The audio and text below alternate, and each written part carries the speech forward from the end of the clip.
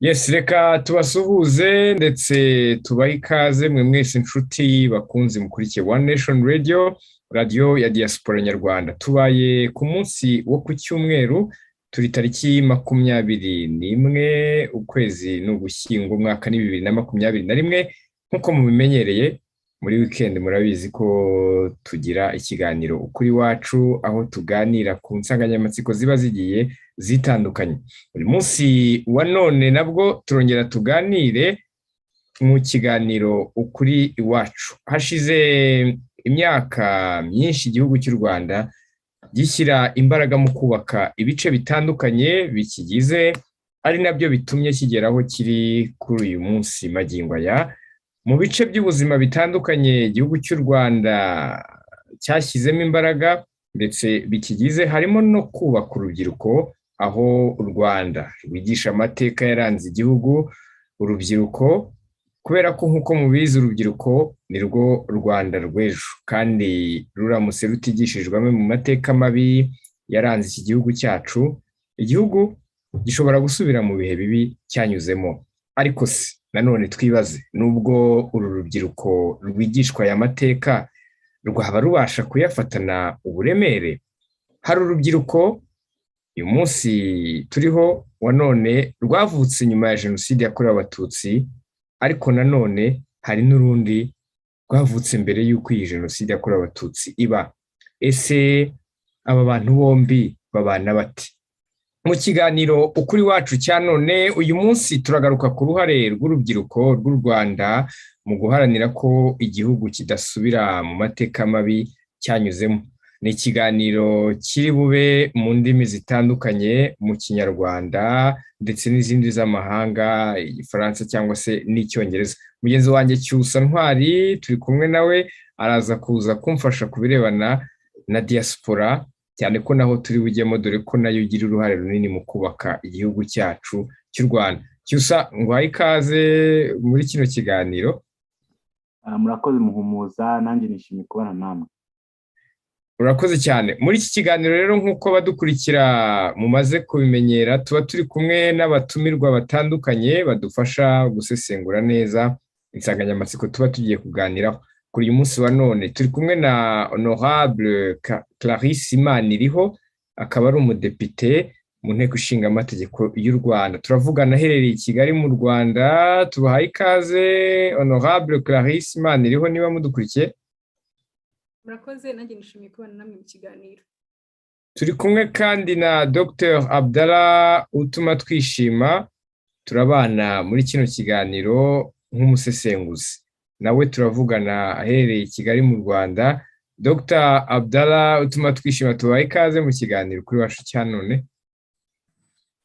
Murakoze, ariko ngira ngo ntabwo ndi i Kigali, jyewe mbi Rwamagana. Murakoze. Oh, okay, merci beaucoup. Turi kumwe kandi na Miss Aurore Kayibanda, ni Miss Rwanda 2012 cyangwa se Nyampinga w'u Rwanda mu mwaka wa 2012. Turavugana aherereye muri Leta Zunze Ubumwe za Amerika. Miss Aurore Kayibanda, namwe tubaye ikaze mu kiganiro kuri wacu cyane. Murakoze cyane, nanjye nishimiye kubana namwe. Turi kumwe kandi na Bwana Egide Gatari, akaba ari perezida wa GARG. Turavugana aherereye i Kigali mu Rwanda. Namwe tubaye ikaze mu kiganiro kuri wacu cya none. Murakoze cyane, nawe nishimiye kubana namwe. Yego, mu gutangira rero nk'uko nabivugaga, reka mpere kuri Honorable Clarisse.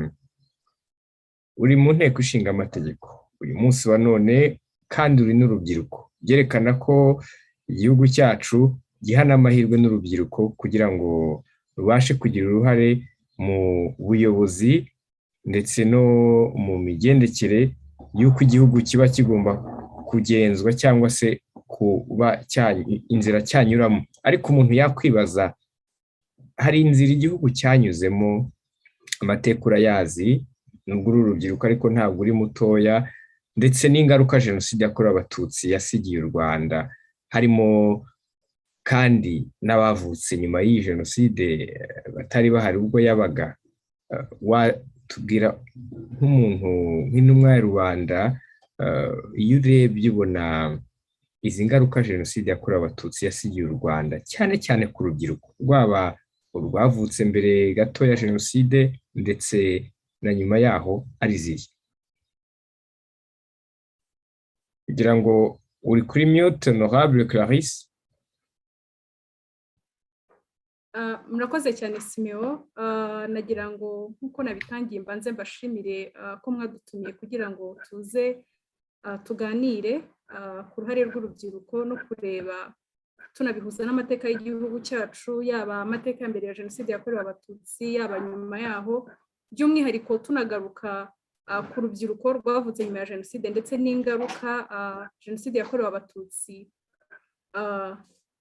yagize ku rubyiruko by'umwihariko rwavutse nyuma ya jenoside. Nanjye ngira ngo mvuge ko ndi umwe muri urwo rubyiruko, kuko nanjye ndi umwe mu rubyiruko rwavutse nyuma ya jenoside yakorewe abatutsi. Rero nk'uko mwarimu bivuze, igihugu cyacu koko cyatanze amahirwe atandukanye yo kugira ngo urubyiruko rujye mu nzego zitandukanye z'imirimo. Mwabigarutseho, turi mu nteko ishinga amategeko, urubyiruko ruri mu nama njyanama z'uturere, kandi ngira ngo nanibutse ko ku batabizi, buriya inama njyanama ni narwo rwego rukuru ruyobora akarere. Urubyiruko ruri mu guhanga imirimo. Muri make icyo navuga nuko urubyiruko koko nk'uko mwabivuze ruri mu nzego zitandukanye z'imirimo.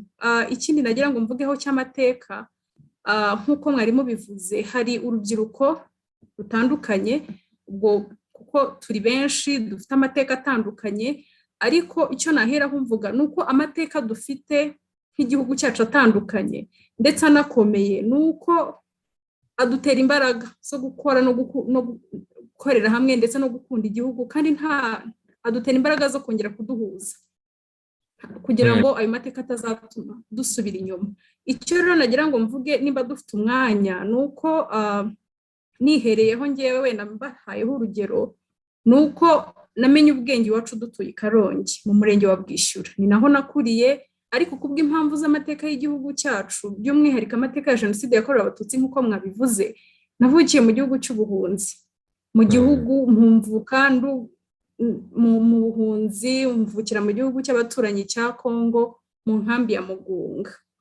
Ababyeyi banjye rero batahutse mu 1997, aho nari mfite imyaka 2, kuko navutse nyuma ya jenoside yakorewe abatutsi. Bakigera mu Rwanda, umubyeyi wanjye umwe ariwe papa yaje gufungwa kubera ko yagize uruhare muri jenoside yakorewe abatutsi.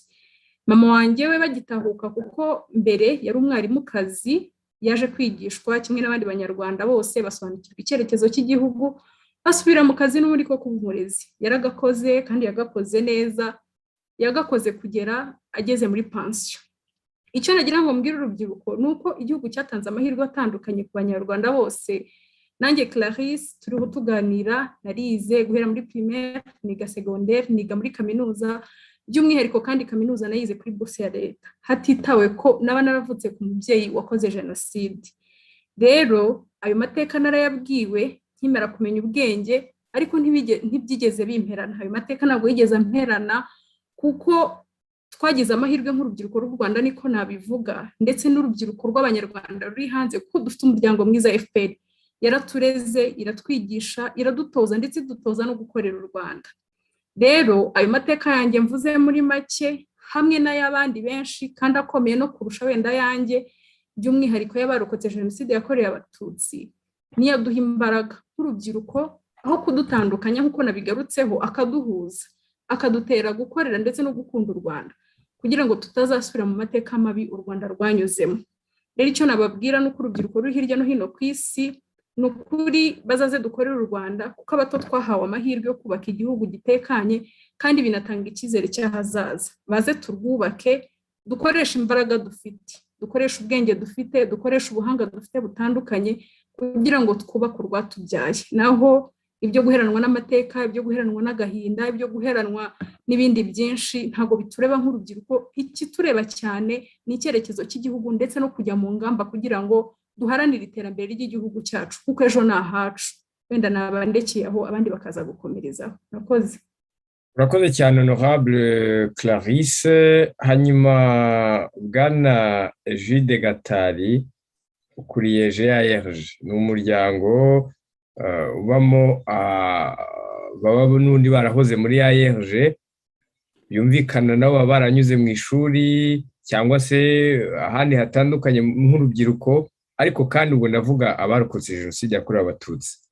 Wumvise ibyo Honorable Clarisse atubwiye, ariko umuntu yakwibaza ni gute uranadusangiza ubuzima bwo muri GARG, kuva muri ARG mukajya muri GARG, ni gute umuntu ashobora kuva muri kiriya gikomere, ni urubyiruko yatewe na jenoside yakorewe abatutsi, wenda yabuze ababyeyi cyangwa se nta n'abavandimwe asigaranye, ariko noneho arakuze, akuriye mu muryango nyarwanda, abashije kwiyubaka, ageze n'aho akura, ashinze urugo ndetse kandi agire n'igihugu akamaro. Ibyo bintu bishoboka gute kugira ngo abadukurikiye babyumve, ndetse bamwe banabyigireho isomo ko birashoboka ko uyu munsi hari abatarabasha gutera iyo ntambwe? Murakoze cyane, nishimiye ko mwatumiye muri kino kiganiro, kandi nanashimira bagenzi banjye turi kumwe muri kino kiganiro, nanabasuhuza baherereye bose, nanasuhuza abari kutwumva hirya no hino ku isi. Yego. Urakoze, nk'uko wari ubivuze, ndi perezida wa GARG. GARG ni umuryango uhuza abarokotse jenoside yakorewe abatutsi barangije amashuri makuru na kaminuza. Birumvikana neza ko abenshi twaciye muri ARG, ari umuryango uhuza abanyeshuri barokotse jenoside yakorewe abatutsi. Kugira ngo ejo mwarabonye twakoraga isabukuru y'imyaka 25. Ni imiryango yatangiye muri 1996. Icyo rero wari utubajije uko umuntu ashobora kubaho nyuma ya jenoside, muri rusange navuga ngo nta cyari gisigaye. Jenoside yakorewe abatutsi yarateguwe na leta zabanje, ishyirwa mu bikorwa. Mu gushyirwa mu bikorwa hapfa abantu barenga miliyoni, ariko nyuma y'abantu imitungo irangirika, ubuzima bw'igihugu bwose navuga ko bwasenyutse mu buryo bwose bushoboka. Umbajije uti se ARG na GARG byatumariye iki? Ikintu cya mbere ni uko abantu bishyize hamwe bavuga ngo twishakamo ibisubizo. Icyo ni intambwe ya mbere. Imiryango yacu cyane cyane ishingiye ku kintu cyitwa famiye, aho dufata abantu tukabahuza 15, 20, 30, twavuga ngo mwiswe umuryango umwe yiswe papa, undi yiswe mama, abandi biswe abana. Kuriya ikintu cya mbere gikomeye jenoside yakorewe abatutsi yishe umuryango. Hahandi udafite yenda bigitangira, waba wabonye amanota menshi cyane, waba wabonye mabi, udafite umuntu ushobora kwereka indangamanota yawe kugira ngo agushime cyangwa se agucyahe. Icyo nicyo cyuho cy'umuryango twagerageje gukemura. Nuko abantu bishyize hamwe bakavuga ngo tugiye kwishakamo ibisubizo. Ariko icyo ngarukaho cyane, ubuzima bwabonetse igihe FPR inkotanyi ihagarikaga jenoside. Abenshi iyo inkotanyi zageragaho mwihishe, waba uri muto waba uri mukuru, barakubwiraga ati ntimugipfuye. Iryo jambo ryo kudapfa niryo abantu bagitekereza ubu ngubu rikaduha imbaraga. Nta papa bamwishe, mama bamwishe, abavandimwe, ariko kumva ko ufite igihugu, kumva ko umutekano wawe uhari, kumva ko uwaguhigaga yatsinzwe, icyo navuga ko imbaraga z'abarokotse jenoside zavuye mu ntsinzi y'inkotanyi. Ari nayo tukigenderamo ubu ngubu, n'ibibazo bindi byabaho byagira gute byabaho byose nta kintu cyadukanga, kubera ko ikintu cyabaye gikomeye ni jenoside. Kuko ntabwo dukeka ko yenda ntabwo twabyifuza, ariko nkeka ko nta kindi kintu kibi u Rwanda ruzongera kubona kimeze nka jenoside yakorewe abatutsi. Kuba rero tukiri kumwe n'abantu bayihagaritse ni amahirwe akomeye. Tukavuga ngo noneho tubigireho gute rero? Wa muco w'ubudasa, wa muco wo kwishakamo ibisubizo mu bibazo, wa muco wo kubana neza, iyo spirit yo gutsinda no gutsindwa kw'ikibi nicyo cyakomeje kuturanga. Ubu rero turi kwibona mu Rwanda rushya, mu Rwanda ruha amahirwe uwo ari we wese. Nta muntu wabayeho nabi, kubera ko utekereje nabi twazabona abandi baresikape mu gihe kizaza. Ariko icyifuzo cyacu ni uko u Rwanda rwarokoka, rukarokoka ikibi cyose, tukabana neza na buri umwe wese. Ahubwo noneho ubu intambara turimo no kuvuga ngo ku gihugu cyaduhaye amahirwe, twe twakitura iki? Ndumva aricyo nagarukiraho. Murakoze cyane. Urakoze cyane Bwana Gatari. Hanyuma Dr. Utuma Twishima Abdallah, wakurikiye ibyo honorable Clarisse yatubwiye ndetse na Gatari, ariko noneho nawe nakubaza, iyo urebye usanga iyi jenoside yakorewe abatutsi yaragize ingaruka ki ku rubyiruko? Turacyari ku ngaruka, rwaba urwa mbere yuko jenoside iba ndetse na nyuma yaho, kuko ubu hashize imyaka 27, imyaka 27 ku mujene cyangwa se ku rubyiruko wabashije kujya mu ishuri akiga, aba yarasoje na kaminuza afite lisanse ndetse atangiye no gukora, urumva bari mukuru. Ariko hari n'abambere yaho gatoya nabo, iyo urebye wenda uko imibare ibarwa, nabo baba bakiri mu rubyiruko. Usanga ari izihe ngaruka iyi jenoside yakorewe abatutsi yasize ku rubyiruko? Murakoze. Nanjye nshimire mu by'ukuri One Nation Radio yadutumiye, nshimire kandi abo turi kumwe muri iyi pano, nshimire abanyarwanda n'abandi bose badukurikiye. Iki ni ikiganiro cyiza kandi kiziye igihe, kubera ko ngira ngo mu byo igihugu cyihaye gukomeza kwigisha harimo guhugura abanyarwanda, guhugura abato aho u Rwanda rwavuye, aho rujya, no kumenya buri wese inshingano ze, kugira ngo aho u Rwanda rwavuye tutazahasubira. Yego. Abatutsi rero mu by'ukuri nk'uko Gatari yabivuze, nicyo kintu kibi u Rwanda rwahuye nacyo, nta kindi kibi cyashoboka kurugeraho, kuko kugira ikintu kiba kikica abantu miliyoni, kikica ababyeyi, kikica abakuru, kikica abize, kikica abatarize, kikica impinja, hakicwa abarenga miliyoni, nta kindi kintu washyira ku gihugu ngo bikibeho kibi cyane nka jenoside. Uko ari kibi cyane rero, cyagize ingaruka ku rubyiruko, cyagize ingaruka ku Rwanda nk'igihugu, ndetse izo ngaruka abahanga berekana ko zizakomeza kubaho igihe kirekire. Ni ingaruka nk'uko Gatari yabivuze zigera ku muryango, ni ingaruka urubyiruko rwakuze rutabona imiryango, rutabona ababyeyi. Imyaka dufite, umuntu umaze kugira abana asobanukirwa neza uko yibona iyo abonye umubyeyi we, abana iyo babonye ababyeyi. Ingaruka zo kubaho utagira umuryango, ingaruka zo kubaho utagira abakuru mu muryango, hanyuma izo ni ingaruka navuga zo ku rwego rw'umuryango. Ingaruka z'ubukungu, ingaruka z'ubukungu, urubyiruko benshi bakuze batibuka iwabo, abari bato ntibakibuka amatongo y'iwabo. Akenshi hari abiciwe imiryango basubiyeyo bakagirwa abasazi ko hatari iwabo. Hari n'abana tubona b'urubyiruko b'abajene ubu ngubu batazi neza ahari iwabo, batanazi n'uko byagiye, batazi n'imiryango yabo. Ingaruka rero zirahari, hari ingaruka ziri psychological, ingaruka z'ibitekerereze, hari abagize uburwayi budakira, hari ingaruka ndetse na society. Nk'ubu nk'ikibazo nk'iyo ubaye nka Clarisse, ntubohoke ngo ukire, nawe uhorana ikibazo, ukahorana ipfunwe, ndetse ukaba waba uri nko mu mahanga, ukaba wumva utasubira no mu Rwanda kubera wenda ibyo ukeka ko umubyeyi wawe yakoze, kandi mu by'ukuri utandukanye n'umubyeyi wawe. Uyu munsi rero iki kiganiro ari cyiza, nuko ntabwo tugomba guhunga ingaruka zasizwe na jenoside yakorewe abatutsi, haba ku bari urubyiruko mbere ya jenoside, abavutse nyuma yayo. Ubu ngubu hari abamaze kuba ababyeyi, urugero nkatwe nka Gatari n'abandi. Uyu munsi baravuga ngo where is grandpa? Grandpa abahe? Se nta sogokuru tugira? Se nta nyogokuru tugira? Bashangazi. Abasha gushaka ikinyarwanda, uri busobanurira umwana uko jenoside byagenze, ni ibintu bikomeye cyane. Rero kubijyanye n'ingaruka n'impamvu ari ngombwa kuziganiraho, ari n'impamvu abantu bose bagomba kubijyamo bakabiganiraho, bakaniga n'umuti wo guhangana nazo, nuko zihari, kuko jenoside ni ikintu kinini cyane gikomeye cyangije umuryango nyarwanda.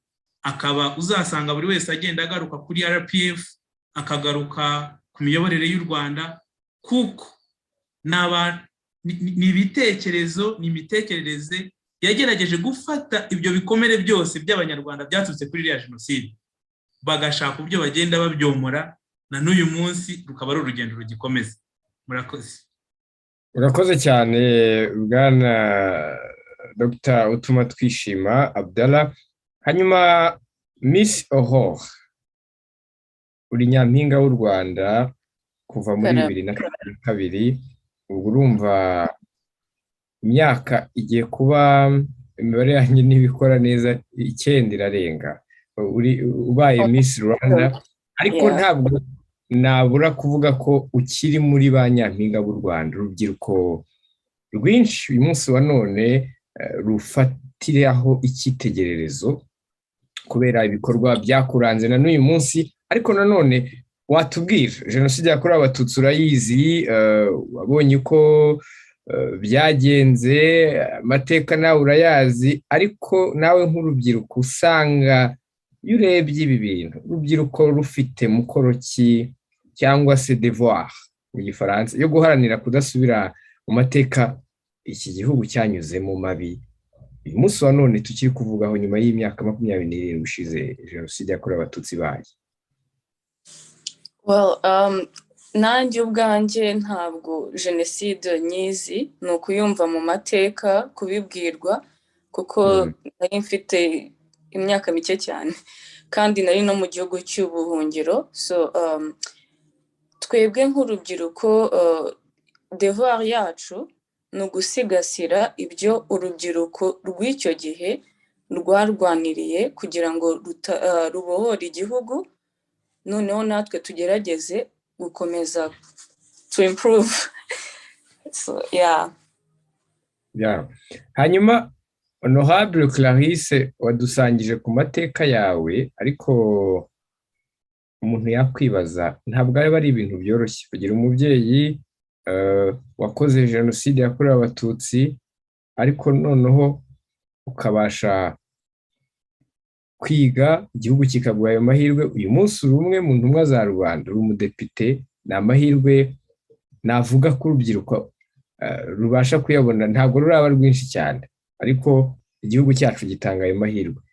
Reka dusubire inyuma, ongera udusangize n'iki cyagufashije gutera intambwe ntuheranwe n'amateka kandi ugakomeza ukajya imbere. Uyu munsi ukaba uri umwe mu rubyiruko umuntu yavuga ko rubereye u Rwanda kandi ruri mu cyerekezo u Rwanda rushaka. Murakoze cyane. Nk'uko mubivuze, ndi umwe mu bajene bahagarariye urubyiruko, ariko wenda kuba ari kutwumva nagira ngo nibutse ko urubyiruko ruri mu nzego zitandukanye z'imirimo. Ushobora kuba utari mu nteko ishinga amategeko, kuko turi babiri nk'uko itegeko nshinga ribiteganya, bahagarariye urubyiruko mu nteko ishinga amategeko, ariko ntago ntekereza ko mu nteko ishinga amategeko atariho honyine urubyiruko cyangwa se igihugu cyakubakirwa honyine. Ni uko urubyiruko ruri koko mu nteko ishinga amategeko, ariko ni muri kabineti nk'uko mujya mubikurikirana, harimo abatoya. Mu nzego z'imirimo z'ubukungu hari abadeje tujya tubona b'urubyiruko, hari abayobozi b'uturere tujya tubona bakiri batoya nabo b'urubyiruko. Rero icyo nagira ngo mvuge ni uko urubyiruko rutari mu nteko ishinga amategeko gusa, ntabwo ruri mu miyoborere gusa, ruri mu miyoborere, rukaba mu nzego z'imirimo zitandukanye, mu bukungu, mu ikoranabuhanga, mu buhinzi n'ubworozi. Dufite ingero nyinshi, wenda umwanya n'uzaboneka muzabatumire, bari mu nzego z'imirimo kandi bakiri bato kandi bagira uruhare runini mu kubaka igihugu. Rero icyo mwari mumbajije cyo kuvuga uko byagenze kugira ngo simperanwe n'amateka, nari nabigarutseho. Icyatumye ntaheranwa n'amateka, icya mbere ni umubyeyi mwiza twagize nka FPR, aho baradufashe mu byiciro bitandukanye by'urubyiruko by'abanyarwanda, baratwigisha, baraduhugura. Nk'uko nabivuze narizi, hari amahirwe menshi atandukanye urubyiruko rugenda ruhabwa, nanjye ayo mahirwe narayagize. Ibyo rero ntabwo nari gutuma mperanwa n'amateka, mperanwe n'agahinda, kandi twaragize umubyeyi mwiza nka FPR utubohora, utwomora ibikomere, utwigisha, udusobanurira icyerekezo cy'u Rwanda n'icyo dukwiriye guhitamo nk'abanyarwanda. Twiyemeje guhitamo ubumwe, ntabwo nawe waheranwa n'agahinda ngo uheranwe n'amateka. Ku byo warakomojeho, hari ibikorwa ndetse bizanakomeza no gukorwa.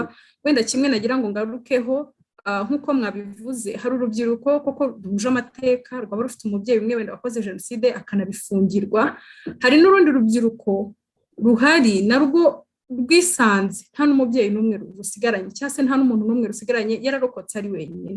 Hari n'urubyiruko nanone dufite hano n'ibyiciro byinshi by'urubyiruko, hari n'icyiciro cy'urubyiruko dufite usanga yaravutse ariko ntamenye inkomoko ye, ntamenye umubyeyi we, bitewe n'uko umubyeyi we bamufashe mu gihe cya jenoside yakorewe abatutsi bakamufata ku ngufu, icyo gihe ntamenye inkomoko ye. Ni ibyiciro rero byinshi bitewe n'amateka ya jenoside yakorewe abatutsi dufite, ariko nk'igihugu hari urubuga tugira rw'itorero ry'urungano, aho bahuza abana cyangwa se urubyiruko rufite ibikomere basigiwe n'amateka ya jenoside yakorewe abatutsi, bakigishwa bagasobanukirwa. Rwose ndi umuhamya, nararitojeje iryo torero, turaritoza kenshi na Abdara na Bagatari barabizi. Ni ukuri turabahamya ko umwana wageze muri iryo torero ataha yakize ibikomere, ataha yomotse, kuko ahita abona aho igihugu kiri, akabona icyerekezo cy'igihugu, akavuga ati ahubwo narasigaye. Rero nicyo cyamfashije, ni politiki nziza, ni ubuyobozi bwiza, nicyo cyamfashije kugira ngo ntaheranwa n'amateka, ahubwo nkavuga ngo icyerekezo cy'igihugu ni iki, nanjye nicyo nkwiriye kujyamo mu cyerekezo cy'igihugu, hafatanya n'abandi kubaka iterambere ry'igihugu. Murakoze. Murakoze cyane. Hanyuma Bwana Gatari, ndakomeza nkubaze, muri GARG umuryango mu gifaransa ni groupe des anciens étudiants rescapés du génocide, ngo wenda ugenekerereje ni nka bahoze ari abanyeshuri ariko barokotse jenoside yakorewe abatutsi. Uyu munsi mwabaye bakuru, murakura ndetse mufite n'imiryango, ariko umuntu ashobora kwibaza, iyo urebye ku mbuga nkoranyambaga, mu kanya turabijyaho, hari nk'igihe ureba ugasanga umuntu runaka yanditse ibintu ariko wareba imyaka afite, n'urubyiruko aracyari muto, wenda ntanabizi, ntanazi n'amateka, cyangwa se abiziho gake, wenda jenoside yabaye ari mutoya cyane, ariko kubera baba ababyeyi be wenda bagizemo uruhare, ukabona ibitekerezo afite ni bya bindi n'ubundi biba urwango, ndetse biramutse bikomeje gutyo bishobora gusubiza igihugu inyuma. Watubwira nk'abantu mwabibayemo, mukiri n'abanyeshuri, benshi muri mwe mwabuze ababyeyi n'imiryango muri rusange, ariko mugatera imbere, uyu munsi muriyubatse, mubereye u Rwanda, urubyiruko rukwiye kubana rute uyu munsi wa none kugira ngo ari amateka atazasubira? Urakoze cyane. Ngira ngo wenda nagira ngo nabanze nshimire Honorable Clarisse ku ubuzima bwe bwite yadusangije.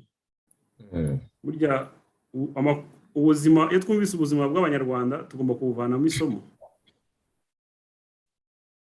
Ikiro warumbajije ngo tubana gute, icyatubibona gute, uko dukura, nuko wabivuze n'umuryango wacu, n'umuryango w'abantu bashoboye kubona, abenshi twabonye jenoside ku myaka itandukanye, ariko twanabonye n'u Rwanda rwiyubaka mu gihe ibyiza. Nkanjye mvuze ku gihe cyanjye, ubushobozi kubivuga, nabanye na sogokuru afite ibikomere byo gutegura jenoside byo muri 1959, baramukubise, baramukomerekeje, yitwa muri jenoside yakorewe abatutsi muri 1994. Data na mama babujijwe uburenganzira bw'igihugu, kwiga, iterambere zitandukanye. Ubwo ndi kuvuga abanje, ariko ni ibibazo byabaye ku banyarwanda benshi bazira ko ari abatutsi, kugeza muri jenoside yakorewe abatutsi bishwe. Nanjye sigara mfite ibikomere biri ku mubiri no mu bundi buryo butandukanye. Urwo ruhererekane rw'amateka mabi aganisha no kuri jenoside arababaje, ariko se noneho ukareba ngo nyuma ya jenoside kuba ukibona umwana w'imyaka, turabibona hano mu Rwanda ndetse no hanze, ukabona nka tract cyangwa se umuntu wagaragayeho ibikorwa by'ingengabitekerezo ya jenoside, yaba ari mu nyandiko, yaba ari mu bikorwa. Mujye mubona abatema amatungo, hari abakomeretsa abantu hirya no hino. Ntabwo byakabaye dutera igihunga cyane, kubera yuko jenoside yategurwa igakorwa, na nyuma ya jenoside ubu turi guhangana n'igihe cyo guhakana no gupfobya n'ibikorwa bishamikiyeho. Nta watinya rero yuko abigishijwe jenoside baracyari kuyigisha. Hari abatararekura ya ngengabitekerezo bavuga ngo niyo kwishyiga, nta gushidikanya yuko iyo ubonye umuntu w'imyaka 20 w'imyaka 18 ari gukora ibikorwa biganisha ku ngengabitekerezo ya jenoside yakorewe abatutsi bitayikorera ko ari ahantu yabyigiye, ni mu rugo iwabo, ni muri groupe nimba ari umujene ugenderamo, cyangwa se ni ibitabo ureba usoma, cyangwa se ni amakuru wumva, noneho akagenda akinjira mu mutwe wawe, ugahitamo gukora ikibi, ugahitamo kuvuga ibibi, ugahitamo kuba mubi. Mu ijambo rimwe rero giye nuko numva ni inama najya abanyamuryango bajeje n'abahereje, nta na rimwe mu mahuriro tugira, yaba ari ayacu bwite, yaba ari ay'igihugu, twigisha urwango. Nuvuga ngo twabonye ikibi ariko twahisemo gukora icyiza, kandi twe tuzi yuko uko byagenda kose ikibi igitsindwa n'icyiza. Tugeze kubangira ngo na Abdallah yabigarutseho, jenoside ni ikintu cyabaye kibi muri iki gihugu, jenoside yakorewe abatutsi. Bivuze ngo imbaraga zayihagaritse nizo mbaraga tuzi zikomeye, imbaraga za FPR Inkotanyi, kandi twe turi mu gihugu tubona ko izo mbaraga zikubye inshuro nyinshi cyane. Na babandi bari bitamambuga, sinze na nimba urabyibuka, twigeze guhura n'urubyiruko rwo muri East Africa muri 2011 baza mu Rwanda, tuzenguruka ibihugu bitandukanye, twagiye Uganda, tujya Kenya, tureba n'igihe abanyakenya bari bagize amatora, bagira ibibazo by'amakimbirane hagati yabo nabo.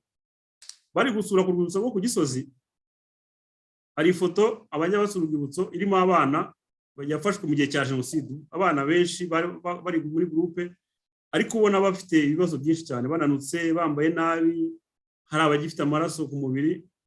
Urwo rubyiruko rwo muri Kenya rwarambajije ngo ese aba bana bari hehe? Harashize imyaka myinshi, ndababwira ati abo bana ni twebwe. Rero ubwo namwe bizabatera amatsiko, atari mu hejuru mu bana, hariya hasi hari ifoto y'urubyiruko. Bari abana rero ni ishusho y'abana bato bari barokotse jenoside yakorewe abatutsi, barokowe n'inkotanyi. Ubu ngubu abenshi bari mu mibereho y'igihugu n'iterambere ry'igihugu. Ni ukuvuga ngo za nkotanyi zarahindutse, abo zarokoye nabo b'inkotanyi, kandi bazakomeza gukotana iteka ryose. Ubwo iyo dufashe izo mbaraga z'abari barokotse jenoside, tugafata imbaraga z'abakomoka ku bakoze jenoside ariko bemeye kutazakora jenoside, urwo ruhurirane rw'imbaraga z'abana b'u Rwanda, ni ukuvuga ngo mu Rwanda harimo urubyiruko rwinshi rwarokotse jenoside yakorewe abatutsi, rukomoka mu miryango y'abakoze jenoside yakorewe abatutsi, rukomoka mu miryango itarakoze jenoside kandi ari mu Rwanda, rukomoka ku miryango yavuye hanze y'igihugu gahunguka, ndetse n'urubyiruko tuzi rukiri hanze kubera impamvu nziza, bari kwiga, bari gushaka ubuzima. Jewe iyo niyo shusho mbona. Twero nka jeje na ARG turi muri urwo rusobe rw'urubyiruko rugamije guteza imbere u Rwanda. Nta muryango mu mbone biravugwa, nta muryango uri kigoryi. Numva yuko n'utaranye akajya hirya ubu ngubu ni amahitamo mabi. Twajya n'inama yo kuvuga ngo ahubwo se ni gute se umuntu atagaruka. Ntari arenga, je numva waba ari uwarokotse jenoside watanye, yaba ari ukomoka mu miryango y'abakoze jenoside ugifite ingengabitekerezo ya jenoside, nta mpamvu yo guhitamo ikibi kandi hari icyiza.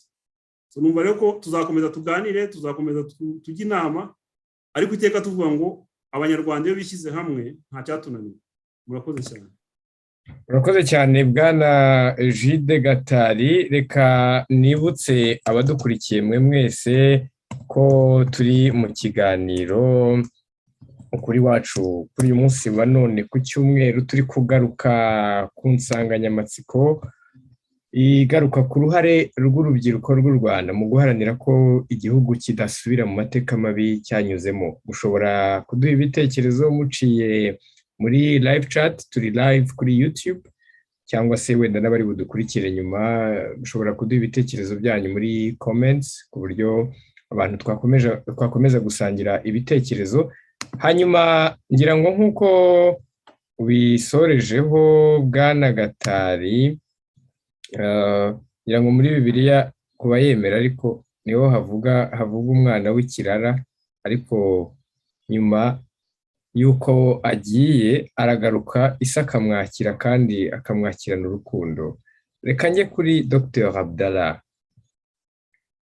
Uyu munsi hari urubyiruko dukurikira cyane cyane ku mbuga nkoranyambaga, ugasanga narwo rufite uruhare runini cyane mu guhembera urwango mu guhembera cyangwa se mu gukomeza kwamamaza ingengabitekerezo ya jenoside yakorewe abatutsi. Ni musanzu ki rero wowe ubona mu mboni yawe urubyiruko rukwiriye gutanga mu kurwanya iyi ngengabitekerezo ya jenoside yakorewe abatutsi ishobora no gutuma uyu munsi turavuga ngo never again, ariko se nanone birangirire mu magambo? Bikwiye kugenda gutibona hagakozwe iki mu rubyiruko, cyane ko noneho nyuma y'imyaka 27 hari urubyiruko nanone rutaremera ko iyi jenoside yabaye, ko abatutsi bishwe babibona ukundi.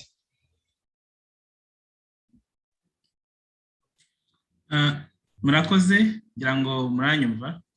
Yego, turakumva. Yes. Mbere ngira ngo nse nugira inama urubyiruko, ariko si urubyiruko n'abandi batwumva, baba ababyeyi, yaba ari mu gihugu cyangwa hanze. Nuko ikosa rya mbere dukunda gukora, cyangwa se ikosa abantu benshi bakunze gukora, ni ikosa ryo kwibagirwa no gukerensa amateka. Buriya abakoze jenoside muri 1994 tuvuga ko n'ishyano ubwabo, kuko igihe kinini cyane kuva kera za 50 za 60 bigishijwe gukora nabi, bigishijwe amacakubiri, bigishwa kwanga, bigishwa kwangana, bigishwa gutandukanya abanyarwanda, bakigisha iby'amoko, bakajya mu nama, bakabyiga mu ishuri, bakajya muri mitingi zitandukanye, bose bavuga ko icyo rero icyo cyatumye ngira ngo kimwe mu bintu bikomeye cyane abantu bagomba kwitondera ni ukwiga ko uko abahemutse muri 1994 bari barabayeho, bakigishwa bibi, bakajya muri RTLM bakavuga amagambo mabi, byose ni ukuvuga ngo ikintu kiriho nuko tugomba kwitondera kugwa mu makosa y'abatubanjirije.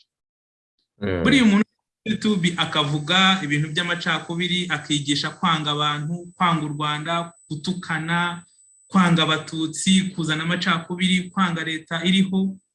Hari abakoze nk'ibyo mbere ya 1994 uyu munsi bakirukanka cyangwa se bafunzwe. Uyu bikora uri munsi hari igihe ukeka yuko utazamenyekana, ariko amateka yerekana yuko uwateguye ikibi akagikwirakwiza agiraho akamenyekana kandi akabibazwa. Nagira ngo abantu bajye bagerageza babisanishe n'amateka. Ntabwo ari imikino. Jenoside yakorewe abatutsi ni ikintu cyamaze kwemezwa ko cyabaye, cyakomerekeje u Rwanda, cyakomerekeje abanyarwanda. Ntabwo ari sije yo kudebataho, ntabwo ari sije yo kuganira, ntabwo ari sije yo gukina nayo. Twebwe rero abatoya cyangwa n'abandi bantu bakumva imbuga nkoranyambaga, ni ukubabwira, ni ukubaburira no kubabwira yuko bidakwiye, kandi icyo dushoboye twese tuzakomeza kukirwanya. Ariko ni ukuvuga ngo umuntu ubikora namenye yuko arimo gukina n'ibintu mu by'ukuri birura, bibishye, bibi, bishobora kuzamugiraho ingaruka. Yego, urakoze cyane. Hanyuma reka mbwira abadukurikiye nk'uko natangiye mbibabwira ko ikiganiro turi bugikore mu ndimi zitandukanye. Ndi kumwe na mugenzi wanjye Cyusa, ngira ngo Cyusa dushobora kwerekeza no mu zindi ndimi, cyane ko hari bamwe baba badukurikiye baba batumva ururimi rw'ikinyarwanda. Hanyuma ubwo mu kanya kari imbere tukaza kugana ku musozo. Murakoze. Mubinyemereye ndavuga mu cyongereza kuba dukurikira mu ntara ya 6 nk'uko mubizi muri diaspora. So please feel free, whomever wants to answer, but I'll start with you, Miss Aurore. What can you tell the youth in the diaspora whom are afraid to come back to Rwanda because their parents tell them an other story, kind of a Rwanda is not safe if you go back? What can you tell this youth in the diaspora? Thank you. Yeah, thank you. First of all, I think home is home, and there's no place like home. And literally, they'll always welcome you, no matter what. So what I would tell them is that they shouldn't be afraid, because like whatever happened, if their parents or siblings did something, it's not about them. They shouldn't be afraid. They should actually come back home and try to help to build the country. Thank you, Ms. Oho. Anyone else as well, maybe in Kigali, if there is a message you want to share to the youth that are afraid to come back to Rwanda? Maybe Dr. Abdallah, Mr. Ejid. So maybe let me start. So you mentioned the young people afraid to come back to Rwanda after 27 years or 20 of after the genocide against the Tutsi. Rwanda is a changed country. Rwanda is a liberated country. Actually, Rwanda is, you don't have to explain too much about what is happening here. It is really, we have many global indicators that show that Rwanda is really among the best countries, emerging countries, not only in Africa, but in the world. Take an example of security and stability. Rwanda ranks among the #1 countries. Take an example of how the women and gender, the women are respected in our very country. This is really something that you can brag about because Rwanda is doing great on that. Take an example of youth representation. It is very rare to find young people like Clarice and others in the parliament, making sure that the laws that are passing, there is the voice of the young people. Take an example of the biggest tech companies in our country, like Irembo and other tech companies that we have. They are just managed and, by the young people. Me, myself, I started being the director of the hospital when I was young. Just after graduation, I started leading the healthcare institutions. So what we can tell to the young Rwandans who are afraid, they need, first of all, to learn what has been done during the 27 years. I usually call it the RPF effect. Yes, when you see what happened in 1994, it was very tough to see what Rwanda will become. But we had this RPF effect. Some young people call it PK effect, the Paul Kagame effect, because we have seen things that were a big equation that you could not solve.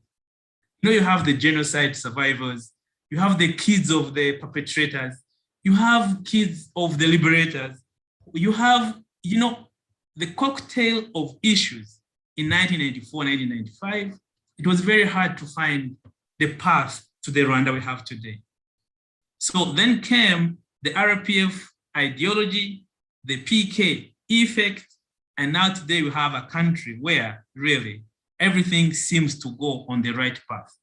I think the president himself has been asked by Al Jazeera that, where do you see Rwanda? Do you see Rwanda again going through the divisionism? And then the president responded, I think it's yesterday, if not yesterday, but he responded and saying that we will not go where we have been because we have been building the foundation to go to the nicer place. We are not building like the people who committed genocide were building towards genocide. For us, 27 years, we've been building towards a peaceful, harmonized, united Rwanda.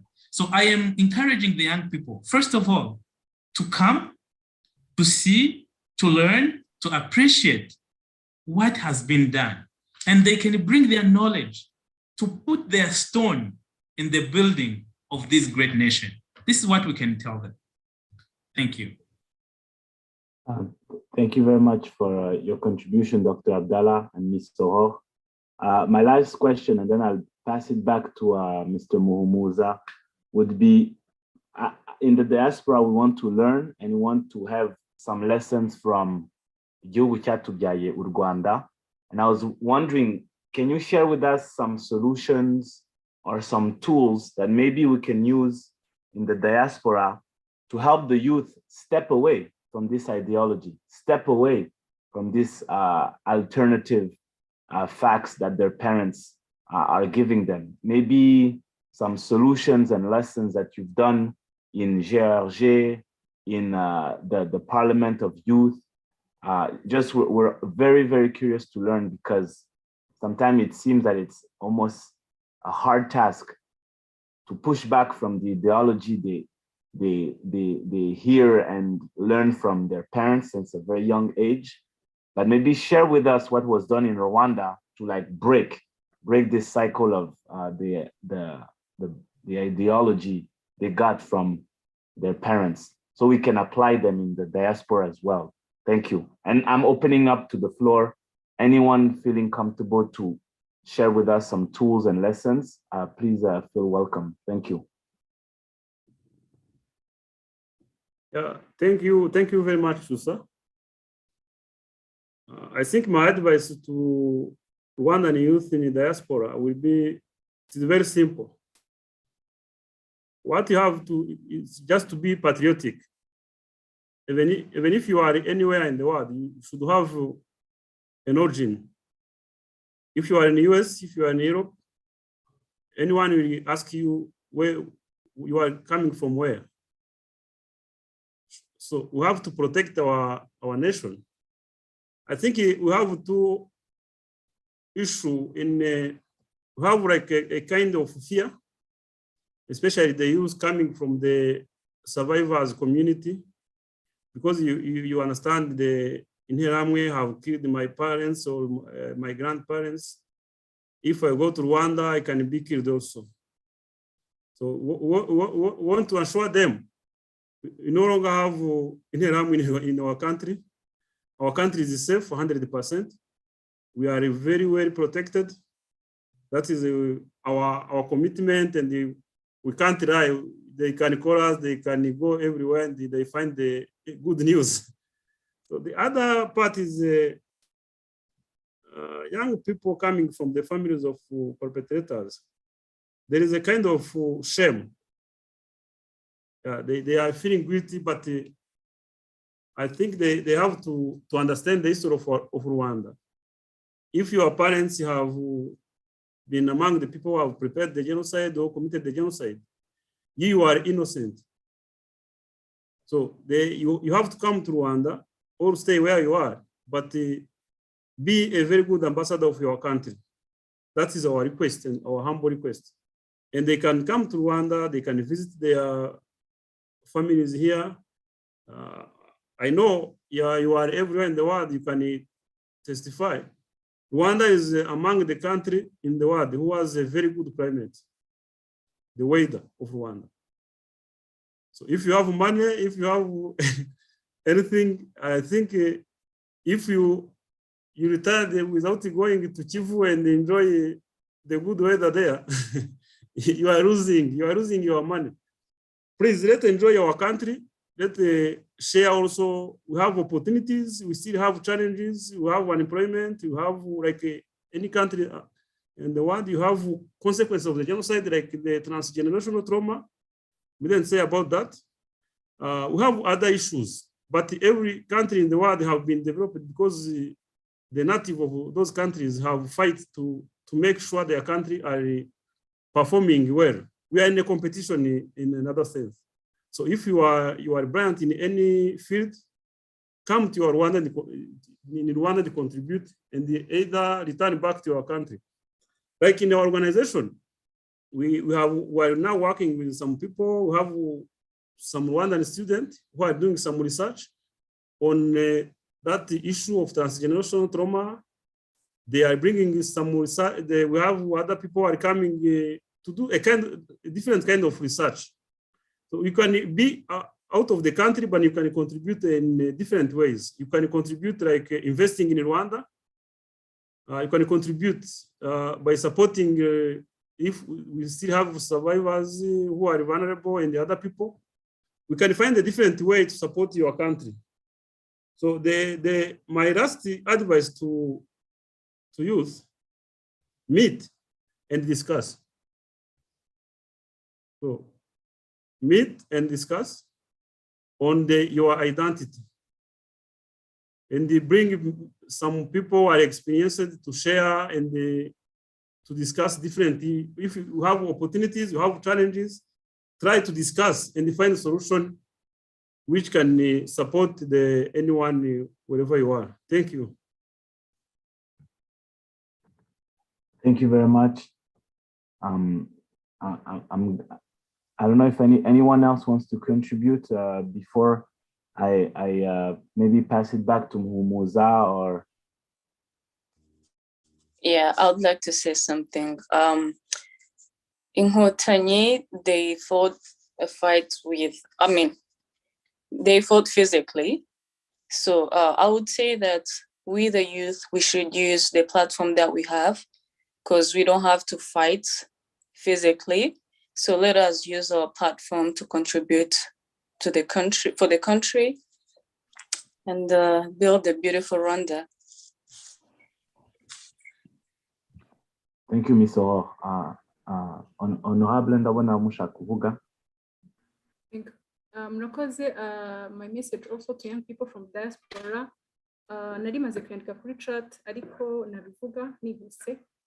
Nari mvuze ko ubundi mu ndangagaciro zacu nk'abanyarwanda ikibi ntabwo cyiganwa ahubwo umuntu yigana icyiza cyageza igihugu aheza. Ntabwo mu ndangagaciro z'abanyarwanda ubundi ikibi ntikiganwa ikibura cyihorera. Rero nagira ngo mbwire abajene bari muri diaspora ko nanababwire ko hari umwe mu bakuze wigeze kutubwira ko dufite mission yo kubaka ubudahangarwa bw'u Rwanda. Dufite ubuyobozi bwiza bwaduhaye byose, baduhaye icyerekezo, baduhaye igihugu gitekanye kandi hari n'ibyakozwe byinshi. Rero baze twubaka igihugu, twubakire ku byagezweho, dukoresha ubwenge, dukoresha imbaraga, dukoresha ubuhanga dufite, dukomeze twubaka u Rwanda twifuza. Nicyo nagira ngo nongereho. Murakoze namwe. Mumuza ubinyemereye nahise ntekereza one last question and for the panel. Yeah. Obviously I first started with intara ya gatandatu urubyiruko, the Rwandan youth. But I'm thinking, because I heard earlier what Dr. Abdallah said, Honorable Clarisse, Mr. Egide, Ms. Aurore, and I'm always reminded that maybe it's because of the humility of Rwandans. But I'm thinking, what about the bigger picture? What can humanity learn actually from Rwanda? Because I think what happened in Rwanda was also part of the humanity. It wasn't just Rwanda being an island or something that is just to Rwanda. So I'm thinking, to us again, living in the diaspora, what's the message you think we can tell others, non-Rwandans, abanyamahanga muri rusange, international people? What can they learn from Rwanda? What's a lesson we can have for humanity? Again, the floor is open. Anyone who feels comfortable to have this answer for what is the lesson you think humanity can learn from Rwanda? Thank you. And maybe also it's an invitation to say, come, we know we live it, come and see yourself. But what do you think in a couple of words? Lessons we have for the whole humanity in general. Thank you.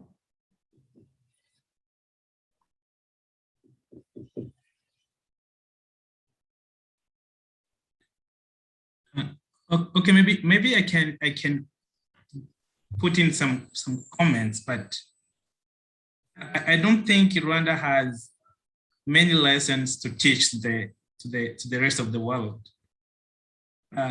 Probably they can decide by themselves, because what we went through was not something we have chosen to go through to learn. It's really a tragic experience that the country went through.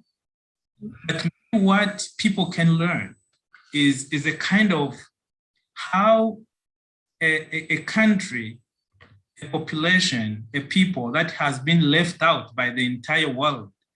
When the genocide was happening, I think the world was there watching Tutsis being killed and just watching, like deciding in meetings without doing anything. And just a generation of young people, there's in Inkotanyi, decided to risk what they had as lives to go and save the Tutsis. The bravery of Inkotanyi, I think, should be a lesson to any young person, not only in Rwanda, but also everywhere in the world. How to be Inkotanyi should be something everyone should learn. You know, they were young. In 1990, they decided to save the nation. And in 1994, when everything went down, they decided to put their blood, their health at risk to save Tutsis. And after that, maybe for the politicians who out there in other countries or even in other countries where the conflicts are, they can try to learn what happened in 1995 or 96 when the country wanted to rebuild a nation that was destroyed. There was no nation. Rwanda was a failed state with a divided population on the lines of ethnicity and others. But then came a political philosophy of consensus, dialogue, talking together, and crafting a shared future. That kind of political philosophy that rebuilt this nation, whoever wants can learn about that. And after that, this kind of thinking big that came out, you know, when you have, like, we are a very small nation, we have no resources, we have this tragic history of genocide, but no, we want to be at the high table of other great nations. Then came this kind of high-level technology, high-level understanding, have good infrastructures. This, from the past, the tragic history, rebuilding the unit of Rwandans, thinking bigger projects, and wanting to go at the higher level, even if you are broken from just the past history. Whoever wants to learn can learn that history. But for the young people, for the Rwandans specifically, they shouldn't read what is wrong about Rwanda. They should read what is right about Rwanda and learn this, because tomorrow they will be the ones to cement, to continue this journey of Inkotanyi. Thank you. Murakoze cyane. Niba nta wundi mumuza musubije ijambo, murakoze. Murakoze cyane Cyusa. Ubwo reka ahubwo duhite tujya ku musoza bariho tugana, cyane ko n'igihe kitadukundiye. Ariko mbere yuko dusoza, ubwo ngira ngo wenda buri umwe ibyo twaganiriyeho abantu badukurikiye ashobora kugira icyo asoreza. Hari ubutumwa mushobora guha by'umwihariko ku rubyiruko rukurikiye kino kiganiro muri kano kanya, umusanzu warwo nk'uko insanganyamatsiko y'iki kiganiro bigarukagaho ukwiye kuba uwuhe mu guharanira ko aya mateka mabi igihugu cyacu cyanyuzemo atazasubira? Buri umwe mu masegonda make ngira ngo hari ijambo ashobora gusorezaho mbere yuko tugana ku musozo. Reka duhere kwa Honorable Clarisse Imaniriho. Murakoze cyane. Mu ijambo rimwe icyo navuga cyangwa se nasaba urubyiruko ni ugukomeza kuba inkomezamihigo. Ubundi turi inkomezamihigo z'inkotanyi, dukomeze twigire ku ndangagaciro zaranze inkotanyi cyangwa se ziranga inkotanyi, dukomeze natwe dukotane, tube inkomezamihigo nyazo. Murakoze cyane. Hanyuma Bwana Gatariye Jude, nawe hari ubutumwa wasorezaho? Murakoze cyane. Icyambere ni ukubashimira ku mwanya nk'uyu, nabyo ni umusanzu ukomeye muri gutanga, kubera yuko nari nasabye mu kanya mvuga ko iyo abantu badahuye burya ntibanahuza. Dukeneye ahantu henshi, uburyo bwinshi, urubyiruko rugahura rukaganira ku mateka nyayo, rukaganira ku makuru nyayo y'igihugu cyacu. Rwose nicyo nanjye nsorezaho, ni ugusaba yuko buri wese nashyira imbaraga nyinshi cyane mu kubaka u Rwanda. Akantu gato ukoze wumve ko gakoze mu izina ry'u Rwanda, wumve ko gakoze mu cyubahiro cy'u Rwanda. Babigarutseho bagenzi banjye, burya hari umuco twakuye ku nkotanyi, ni indangagaciro yo kwirenga no kwishakamo ibisubizo.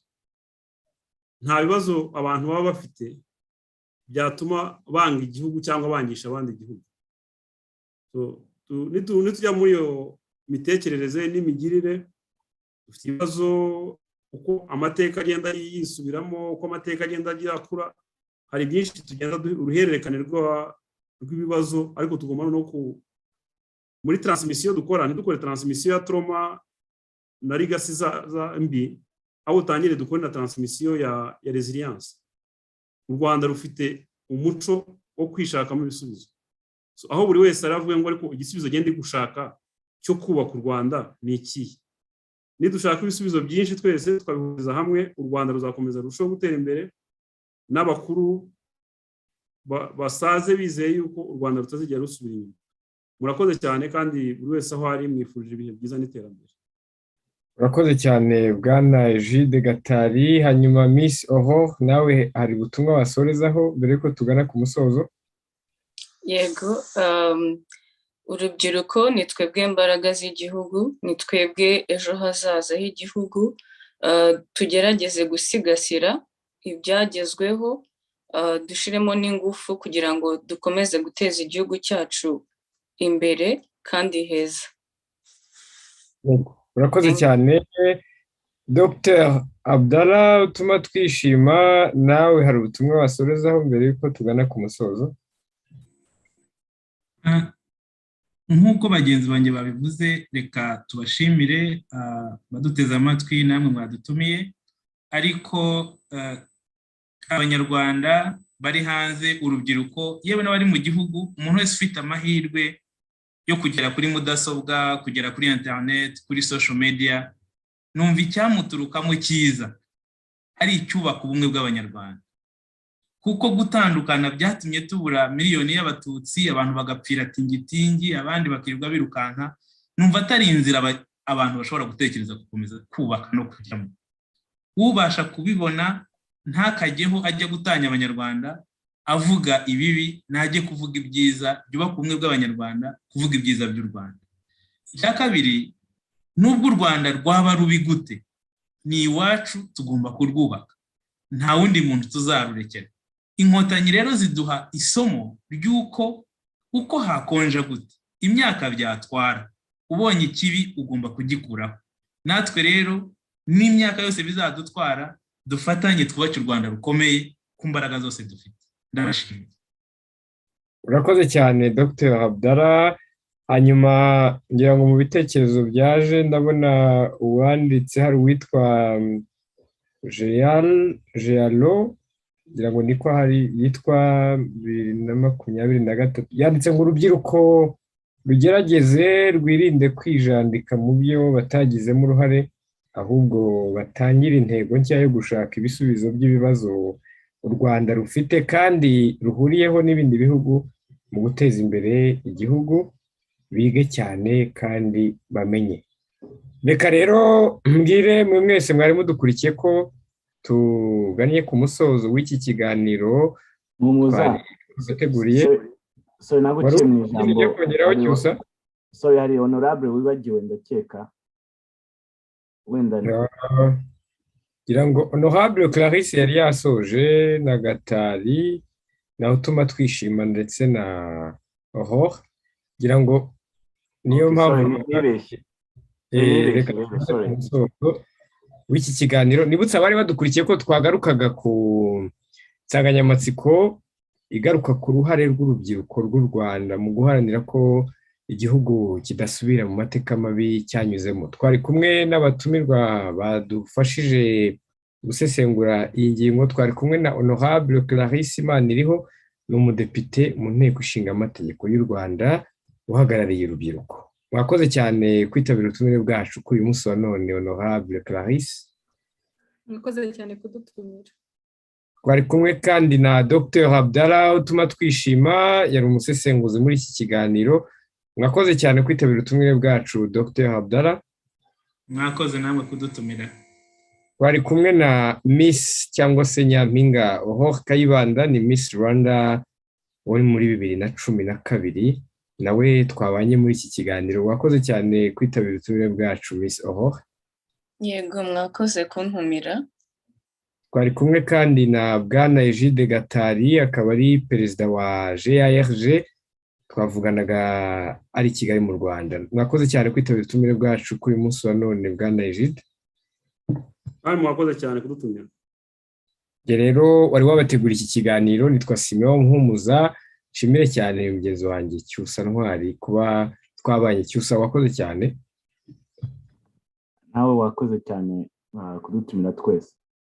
Yego. Reka rero tugane ku musozo, ubwo mbifurize gutangira icyumweru tujye kwinjiramo neza ndetse kandi mukazakigiramo amahirwe n'imigisha myinshi naho ubutaha.